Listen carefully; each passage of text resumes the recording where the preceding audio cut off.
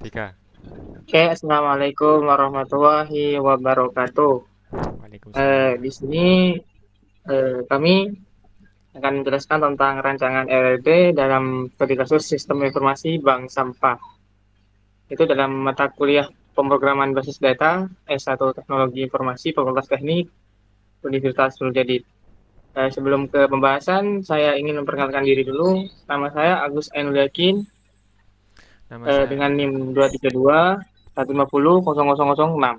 Dan teman saya di sini ada Muizuddin 232 150 0020, dan teman saya satu lagi yaitu Fahmi Bahmumidat 232 150 0018.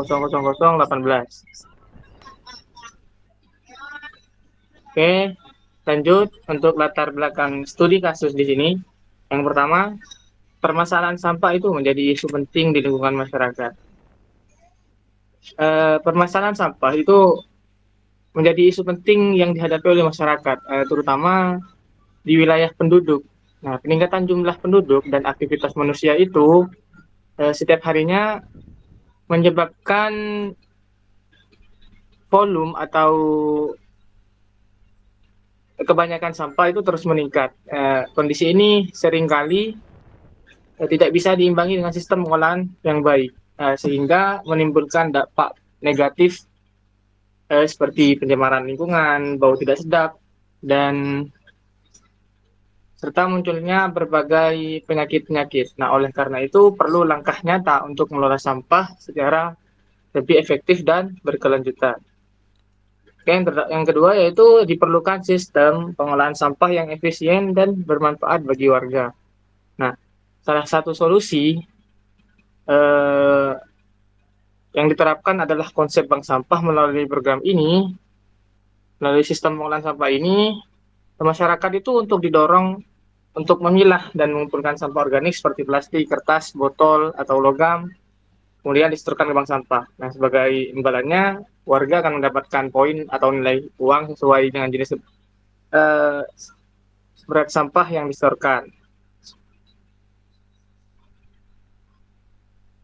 Oke, yang ketiga itu konsep bank sampah memungkinkan masyarakat menukar sampah dengan poin dan uang. Oke, dalam pelaksanaannya, biasanya pengelolaan bank sampah itu secara manual sering menghadapi berbagai kendala. Yang ketiga, pengelolaan manual sering menimbulkan kendala, seperti pencatatan yang tidak akurat dan sulitnya pelacakan transaksi. Nah, melalui program ini, namun dalam pelaksananya pengelolaan bank sampah secara manual itu kadang sering menghadapi berbagai kendala. Nah, pencatatan transaksi yang masih dilakukan di buku tulis sering menimbulkan kesalahan, baik dalam perhitungan, penulisan, ataupun eh, rekaputa, re, apa deh, rekapitulasi data. Nah, selain itu, proses pelacakan data nasabah seperti setoran, saldo poin, dan riwayat transaksi itu kadang menjadi sulit dilakukan. Nah, jadi kondisi ini itu dapat menghambat efisiensi operasional dan menurunkan tingkat kepercayaan masyarakat terhadap sistem bank sampah.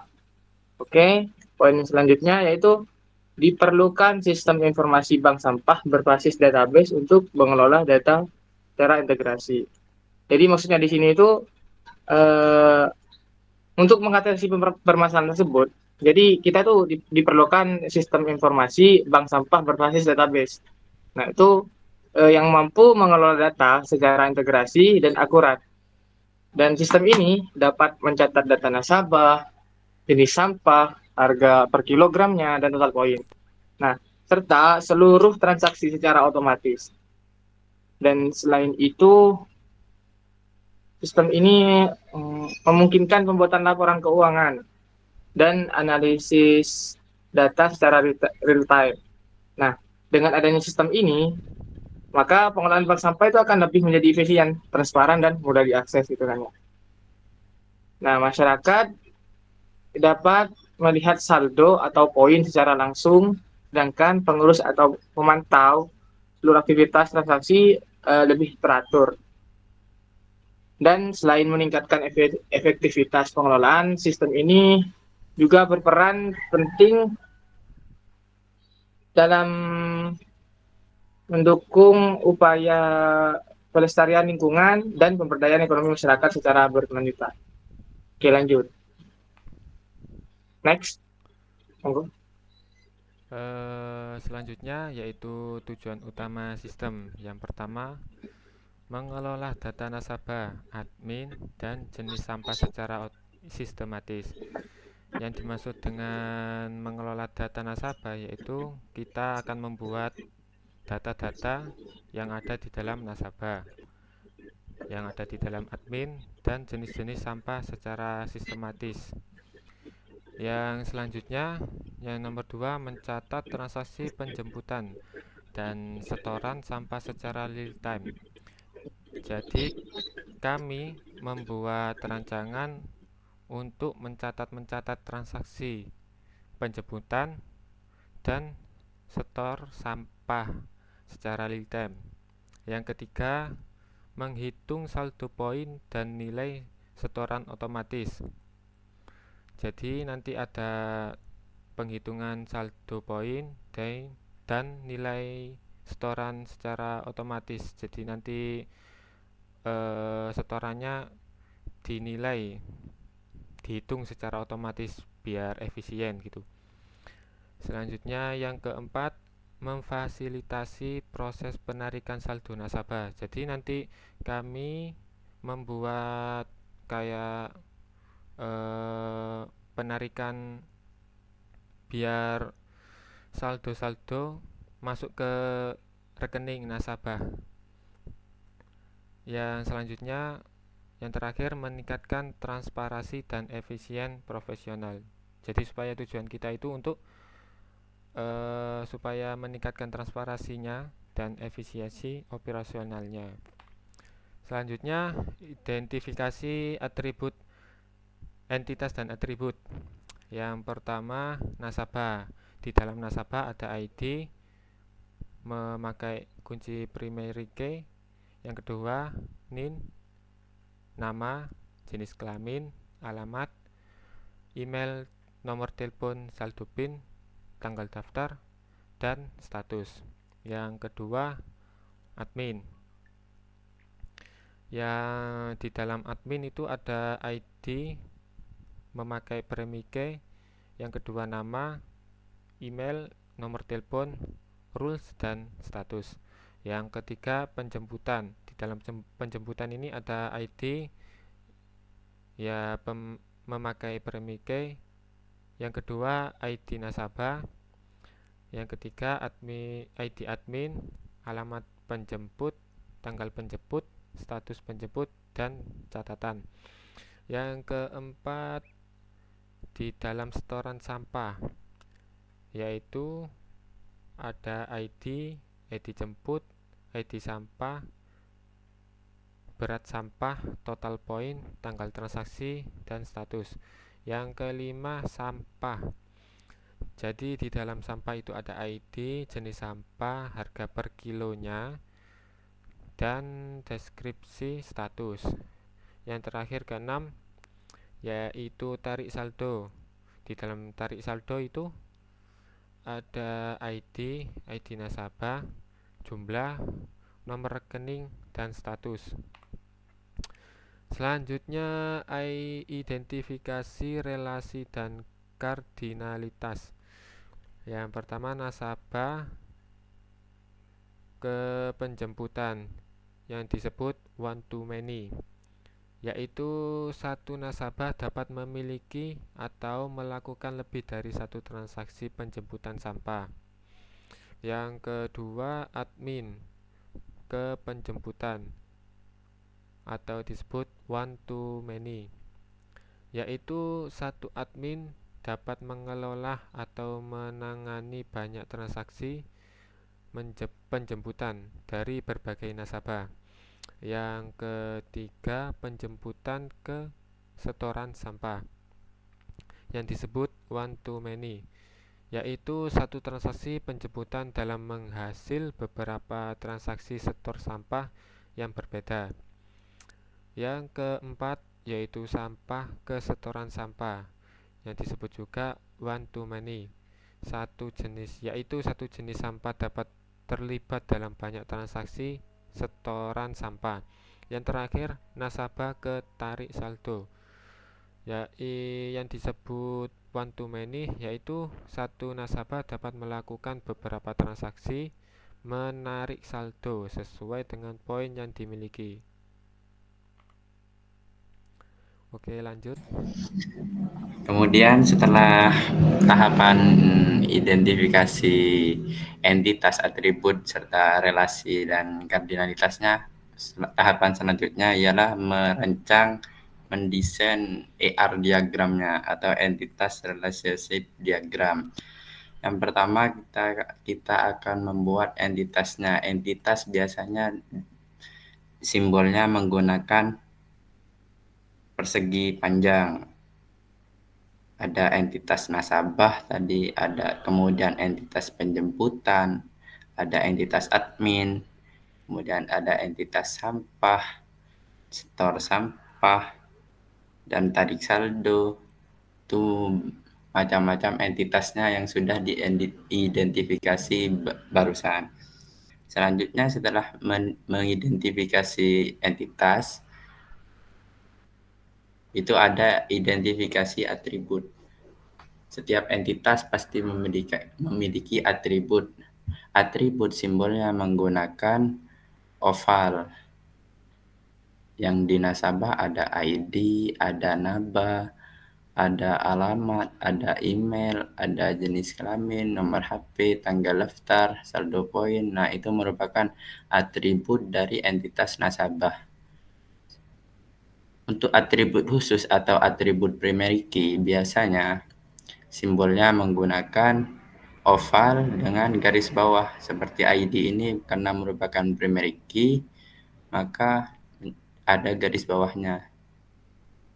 Kemudian ada relasi. Relasi ini simbolnya menggunakan belah ketupat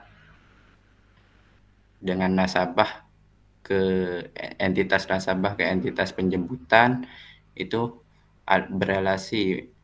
Nasabah melakukan permintaan penjemputan, berelasinya dengan kardinalitasnya one to many, yang artinya nasabah bisa melakukan banyak kali permintaan penjemputan.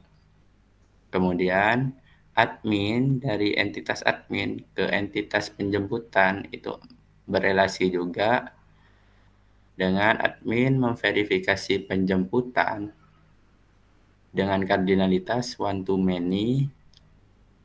Jadi satu admin dapat mengelola, memverifikasi banyak kali banyak penjemputan. Kemudian dari sampah ke setor sampah, dari entitas sampah ke setor sampah, satu sampah itu dapat ada di beberapa kali setor sampah. Jadi kardinalitasnya adalah one to many. Sampah berelasi dengan setor sampah, one to many. Kemudian setor sampah berelasi dengan transaksi penjemputan tadi. Setor sampah, nah di entitas penjemputan ini berelasi dengan setor sampah, melakukan transaksi. Artinya entitas penjemputan ke entitas setor sampah ini kardinalitasnya adalah one to many. Artinya satu kali penjemputan bisa beberapa kali setor sampah. Seperti hanya nasabah meminta penjemputan, kemudian ada admin yang bertugas melakukan penjemputan. Nah, di dalam satu kali penjemputan itu, nasabah bisa menyetorkan beberapa kali setor sampah. Misal sampah plastik yang pertama, kemudian ada sampah kertas, kemudian ada sampah buah-buahan, sampah rumah tangga, dan sebagainya, yang kemudian nantinya akan dikonversi sebagai saldo poin ketika transaksi setor sampah itu dilakukan. Itu akan dikonversi menjadi saldo poin, kemudian nanti akan ada namanya entitas tarik saldo di sini ya. Jadi nasabah bisa melakukan penarikan ketika saldonya sudah mencukupi, dan nasabah tidak hanya bisa melakukan satu kali penarikan. Nasabah bisa melakukan beberapa kali penarikan, maka kardinalitasnya antara entitas nasabah dengan entitas tarik saldo itu one to many dari nasabah ke tarik saldo. Nah, selanjutnya next. Nah, di slide selanjutnya ini ada visualisasi IR diagram yang berbasis tabel agar kita bisa mudah melihat ketika desain database-nya akan jadi seperti apa ketika dari simbol ke tabel. Kita ubah dari simbol ke tabel. Nah, nanti ada entitas nasabah, penjemputan, setor sampah, admin, tarik saldo, dan sampah masih sama. Dan di entitas nasabah kemudian ada atribut-atributnya. Nah, per atribut ini nanti ada tipe datanya. Seperti ID ada tipe data integer, NIN ada tipe data char, kemudian nama menggunakan varchar, jenis kelamin enum, alamat teks, dan lain sebagainya. Itu agar memudahkan nanti ketika proses mendesain database-nya, ketika dari simbol berubah ke tabel. Selanjutnya, jadi kesimpulannya, rancangan IRD ini bukan hanya memetakan entitas, tapi juga menetapkan fondasi teknis untuk sistem yang kuat dan mudah dipelihara. Sistem ini dibuat rancangan IRD karena IR diagram menggambarkan struktur data sistem bank sampah yang terintegrasi. Relasi antar entitas menjaga konsistensi dan akurasi data. Seperti halnya tadi sudah dijelaskan di visualisasi IR diagramnya, ketika sudah jadi rancangan IR diagram, itu bukan hanya memetakan entitas, tapi itu sudah fondasi teknis untuk sistem yang agar mudah dipelihara. Serta struktur data sistem bank sampah itu sudah terintegrasi dengan baik dan relasi antar entitasnya sudah terjaga. Nah, sistem ini juga mendukung pendaftaran nasabah, penjemputan, kemudian setoran, dan penarikan saldo. Jadi desain ini menjadi dasar untuk implementasi database selanjutnya. Begitu.